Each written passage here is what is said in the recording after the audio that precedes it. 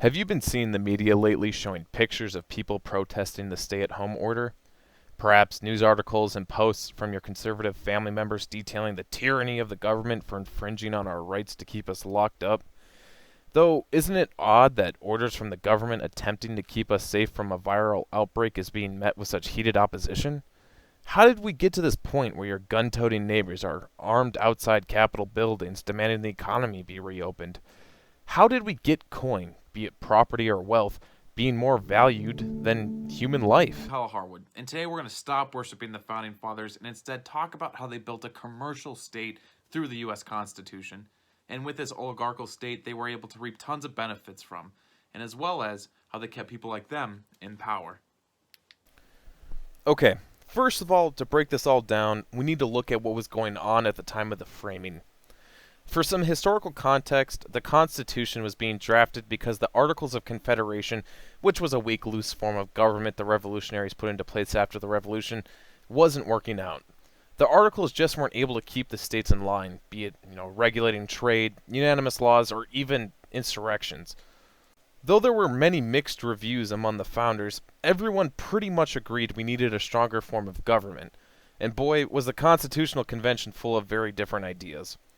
Smaller states wanted the government to be something like what the Senate is today, with equal representation. Larger states wanted the opposite, based off population. The South wanted slavery and a weaker federal government, and to top it all off, you had Alexander Hamilton coming in wanting a monarchy/king thing to happen. This created a lot of contention among the delegates. Especially as the convention dragged on, certain things began to be compromised, such as who was able to vote and the issue of slavery. But all in all, the founders wanted something that could be sustainable and successful, not really out of the interest for everyone, but for them. They wrote that all men are made equal, but as we know now, it's retorted back today in regards to systemic racism and other disadvantaged groups who suffer from the society they've built. And that's because they built a society for them, so that they could survive. White, rich, landowning Protestant men. You got the cash, you're in. Anyone else? Well, sorry. But that was just it. How did these well-off white men convince every other social group to get in on the deal? Whether or not, they too would survive. What they did was they made an oligarchy, or at least an oligarchy with a lot of extra steps. An oligarchy is defined as a small group of people having control of a country, organization, or institution, mainly those with deep pockets. And how weird is it that a small group of founders who were all rich decided what America ought to look like? If we look at the famed Federalist Papers 10 and 51 by Madison, he's talking about the fear of factionalism and the need for checks and balances in this new system. Madison writes as though out of the interest of the common man in America, but it's more so for the founders and their need to be afraid of the majority. He saw factions as inevitable due to the nature of man, and that as long as people are holding different opinions or different amounts of wealth with different amounts of property, they will continue to form alliances with people who are most similar to them. That they will work against the public interest and infringe upon the rights of others, which is a fancy way of saying they needed to be afraid of the poor, and, well, anyone who wasn't them. With 51, he's saying that with the checks and balances, we can help prevent that institutionally. By making factions out of their inferiors, it would keep them from being able to group together against the Constitution, and their oligarchy in general. This birthed the idea of the Electoral College. Because God forbid we have some reckless, uneducated man gain political power. He then wouldn't be able to destroy the entire system they made because it would require a great deal of support to win a presidency. What this really did was make it more difficult for anyone to enter the system and bring radical change. By also making it horribly difficult to make any amendments later on after the Bill of Rights was introduced, this practically solidified any single individual from being able to alter the new society quickly and radically. Now, this was a great pitch for those that were afraid of big government, as it made nearly any northerner or southerner not have the capacity to break the status quo. But ultimately, what we had was a bunch of scared rich men who were afraid of someone not being rich and being able to tell them what to do.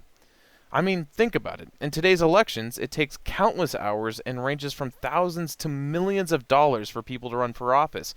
Makes it pretty hard for someone living paycheck to paycheck from being able to gain any real traction. But that doesn't explain how you're getting people willing to risk their lives in a pandemic to save the economy. We need to look a little deeper at how this was crafted. Let's talk about ideology and how it influenced them.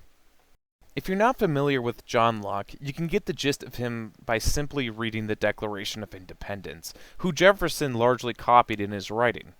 John Locke, as well as Thomas Hobbes, birthed the notion of liberalism, which is about liberty and consent of the governed with equality before the law. Both said, absent a government, man is in a state of nature, where we have certain rights, and both agreed that there's an exchange when we leave this state of nature into any form of government. Locke's exchange is of your life, liberty, and pursuit of property, that the government must protect these in order for the exchange to be, quote, good, and if they ever infringe on any of those, you as the citizen must resist. Hobbes, on the other hand, thinks man is bad, and always will be, so we need an overreaching government to protect us, from ourselves, a Leviathan, so to speak, based on his book, The Leviathan. And if the government infringed on your rights, that sucks. No tradesies back into the state of nature, you simply obey. What the framers did was kind of a hybrid of the two. We followed Locke's ideology, but with a catch. Alright, quick question for you. When you see protests or riots happening, which, God bless America, we have the right to do, who do you see out in the front lines? Is it Bill Gates or Jeff Bezos? No, you're seeing people that look a lot like this. Young people. And what do many young people lack? Property. Through the prolific promotion of mass consumerism, you're encouraging people to buy a lot of things. Things that people want to be protected, be it money, houses, or families. And who protects? The government. And a modern solution to keeping young people in line who don't have a lot of property? Debt. By either burying people in loads of debt or giving them a pat on the back for having a ton of property, what they're doing is creating obedience. You can't fight the revolution if you're too in debt to buy anything to revolt with, which is all the same if you think about it, it still profits someone. And you don't want to fight the revolution if you have a bunch of cool stuff, because then there's fear. This creates a sentiment of property being more important than our rights. So the question became to the founders, how do we instill a fear besides the threat of a death from the military? The answer? Capitalism. Here's where Adam Smith's and his Wealth of Nations begins to fit in. By having a somewhat unregulated economy, save taxes, the economy would self-regulate, and the profits would reap much higher margins than that of the mercantilist system. If we begin to industrialize, making products more accessible, and by having a system that gives citizens excess, which is a simple way of saying extra money at the end of the month, people, no matter where on the economic spectrum, would benefit. Are you too poor to pay for something? America is going to give you opportunities to work harder and earn your share. Get in the workshop or eventual factory and you'll be able to put food on the table. Make shiny new tractors for farmers' lives to be easier, and you'll be getting better crop yields, longevity on their health from not needing to plow manually, and you're giving somebody wages to build the damn thing. And John Deere is making great profits from it all. This system can commodify anything, small, big business alike, the arts, academia, food industry, politics, even crime. Prostitution, drug manufacturing and distribution, trafficking, anything can now have a dollar amount to it. But what this system relies on solely are the workers holding it up and keeping this machine turning. We need workers to stay in their place and to have the minimum wages necessary to keep our profits high. We need workers to also keep buying so that the cycle of money continues from one business leader to the next. This is keeping the cash flow moving, and how great that also that the government gets to tax everything and generate income for our founders and later politicians. A worker will make the John Deere tractor, but they also need food on their table, so they buy food. But what do they do with their leftover cash? We have to convince them that they need to spend money on other products, like a razor to keep their hair trim, or new clothes to feel stylish. This is where Marx begins to fit in with this critique. Marx talks a lot about the issues capitalism brings, but what's most important here is his idea of how the working class is forced into buying back their identity.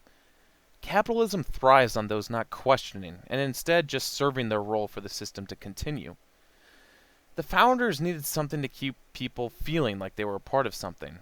They needed cultural hegemony, something that kept everyone together and manipulated them into staying in line. This is where Antonio Gramsci in his prison notebooks explains the use of such a tactic. Cultural hegemony is the domination of a culturally diverse society by the ruling class who manipulate the culture of that society. the beliefs and explanations, the perceptions, the values, so that the imposed ruling class worldview becomes the accepted cultural norm. This becomes the universally valid dominant ideology, which justifies the social, political, and economic status quo as natural and inevitable, perpetual and beneficial for every social class. So they rectified the Constitution as a relic of godly proportions, which on paper receipts how the government will fulfill this need to protect your property, but also in turn build a fear of not the military coming after you, but the fear of being poor. This goes back to the idea of property and the purchasing of luxurious products. If you look today, someone who's wearing designer clothing or who has a fancy car or big house, they're regarded as being successful or assumed well off. Their purchases create a sense of status, that they're rich, and the individual now has some sense of identity and leadership within the state. And someone who doesn't, to be looked down upon as a failure and not to be taken seriously. Especially with the rise of social media influencers and social media in general, it's sexy to be successful and ugly to not be. Ultimately, what this does is create factionalism. There are too many voices in the machine that no one can really garner enough support to truly fight it. You can stop shopping at Hobby Lobby, but there will always be someone else who will. Consumers are replaceable, and so are workers. This leads to the next section of acceptable disposability. A worker can protest and not show up to their shift because, again, God bless America, but tough news, there's someone else quickly there to replace them. Or if a corporation doesn't buy out a smaller company to expand their market, someone else will. This forces the worker to stay in their job no matter the conditions or risk losing income, which is necessary to survive. The circle of capitalism rests on this fear of keeping people in line, but also takes into account the subversive who chooses not to play along. Because if they choose not to, they simply die off. The survival of some is then now predicated on the unnecessary excess wealth of others, be it business leaders or the government themselves. This mitigates the threat of death of the ruling class because of this factionalism, so it's always the others that die off. The competition between businesses and workers is advertised as healthy for the economy, but really what it does is make it impossible for anyone to stand up to the system, or to disinterest those that can because they are reaping from it. This brings me to the original point of the paper, that the proprietary class institutionalizes or guarantees their own lives in the Constitution. Property is used as the proof of merit, worth, good character, and standing, and though perhaps it wasn't what the founders envisioned our society would become, they sealed all of our fates when signing the Constitution. You're seeing people protesting the pandemic and risking their lives because they've been generationally conditioned and indoctrinated unconsciously to value the economy more than human life itself. We kneel to capitalism because we are afraid. We're fearful of losing our property and loved ones that give us a sense of identity, and this said property is then protected by the government who keeps us from having to survive in the wilderness. I don't believe we ever left the wilderness, we just dressed it differently. What's the Matter with Kansas was written by Thomas Frank in 2004, and it brings up a great point that since the end of the Bush era, political discourse has shifted from social and economic issues into explosive cultural issues such as abortion and gay marriage, bringing into question morality and fear-mongering conservatives that liberals are bringing in a godless state. The founders wanted to build a state with religious freedom with a separation between church and state, though oddly enough almost all Christian holidays are observed in the United States. This gives such a gray area of what is religion's role in America, a debate that keeps many occupied and factionalized. J.D. Vance in his memoir Hillbilly Elegy talks largely of the fear of social rot, where society seems to disintegrate when a social order maintains it over political order. But what happens when your political order is fabricated of social constructs written by the rich? And the best part is that activists for these cultural issues get so worked up that naturally social circles online disintegrate into those that are like-minded with little information being actually articulated, and instead devolve into attacks or fake news when the other side finally receives it. It becomes cringy and not sexy to make posts online, which causes fear or social ostracization and compliance to when we see these issues happen. We become complacent and leave the fight to others, which either grows or diminishes the fight of ideology and fuels the flame of factionalism. To be educated on these issues requires time, and if you go to an institution to receive it, money. Both are costly in the capitalist system, as learning burns money, which many have limited use of, which is intentional, and leaves only those privileged to be able to have access to it get it. Worker education is dangerous because it can be used to cause unrest, be it they need higher wages or they are able to articulate dissent and in the worst case begin having political traction. All of this helps to keep the oligarchy alive and keeps workers in their place. And we govern on an essential presumption of disposability because the Constitution can. And your gun-toting citizens will defend it until their dying breath because they think they're free. Ultimately, the research to accompany this ideology was to present this information to a studied group and a control group who would not have it, and ask both groups whether there should be a redrafting of the Constitution. There's very little research out there right now on this, but the results could have been very interesting to analyze. However, with COVID and the stresses of senior year, it made it impossible to make this study wide enough to bring about any real results. But a question to ponder for certain. How did we get coin greater than life? Thanks for joining in.